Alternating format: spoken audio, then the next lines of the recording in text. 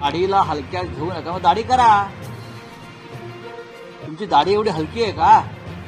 मग मी त्यांना रेझर पाठवतो. मी सांगतो आमच्या शिवसेने भवनातल्या लोकांना की चांगले एक रेझर पाठवा, त्यांना दाढी करायची आहे म्हणून. आता मुख्यमंत्री जेव्हा ते राहणार नाहीत तेव्हा त्यांच्यावरती वेळ येऊ शकते त्यांच्या लोकांवरती. नुसत्या दाढ्या ठेवून काय करणार? दाढी फक्त छत्रपती शिवाजी महाराजांना शोभली. बाकीच्या दाढ्या औरंगजेबाला होत्या.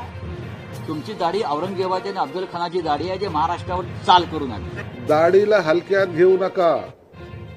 आताही सांगतोय, दाढीने आणखी खरं रूप तुम्हाला दाखवलेलं नाही. हा झाला एक पार्ट. पार्ट 2 जेव्हा येईल, दाढी पार्ट 2, त्या टायमाला तुमची खैर राहणार नाही. अनेकांचे आम्हाला फोन येतात की साहेब याचा थोबाड बंद करा. परंतु जर त्यांनी मनावर घेतलं, दाढीवरून जर हात फिरवला, तर संजय राऊतची अवस्था काय होईल? मग असलेल्या भांडूपच्या बाजूच्या डम्पिंग ग्राउंडवरच जाऊन त्यांना बसावं लागेल, हे त्यांनी लक्षात ठेवलं पाहिजे.